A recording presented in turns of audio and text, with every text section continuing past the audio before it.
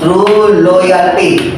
So Proverbs 17:17, a friend loves at all times, and a brother is there for times of trouble.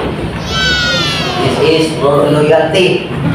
Na ingon pa sa Biblia nga wala na mas mulabaw na ang imong higala, imong friend nga magpakamatay para ninyo mao na si Kristo.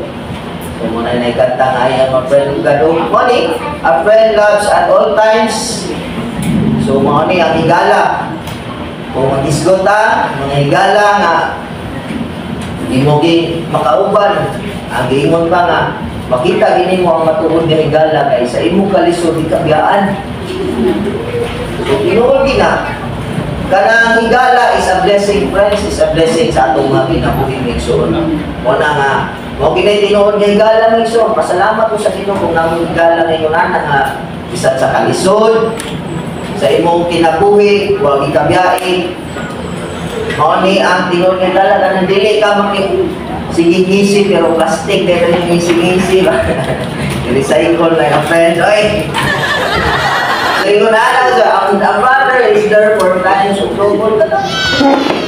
Makita din mo ang concern ng imong isuon. Kaya sa imuang na mga higala nimo nga sa imuang kaluyan dili raman financial lang matabang, di ba?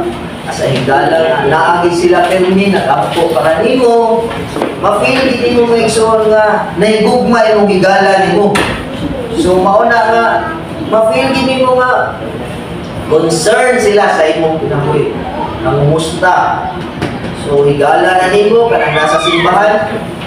Ayaw ka offend kung ikumusta ka na. Brad, kumusta na mo ka nga? Wala lagi ka kasimba. Ako ba mo offend anak? Wala confrontation sa ila nga kanang sa kay tumong ato yung istorya. Apat ko laing tumong maigsoon because maigsoon concern sila sa imuha. So mas malipay ka kung may nangumusta nimo nga wala ka ni simba.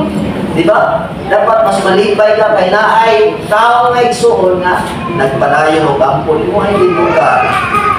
Ka-open na ng mga kaigsuunan nga nangumusta ninyo kanang isigiga po mo agad sa panahon katong nangaluya mo nga simba na balik kaya ka na mga igsoon mo na'y angay nga ipabilin sa imo kanang imo nga matagad pagtagad ba na precious na nga higala kanang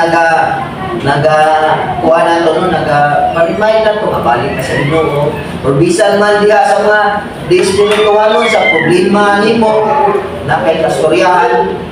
So lain lagi kung nakahigala na kastoryahan ng igsoon mao na nga natay Ginoo nga mastoryahan sa atong mga problema at lain sa nagabutang na nakahigala mastoryahan sa problema. Lain mo sa ng physical nga kastorya, di ba?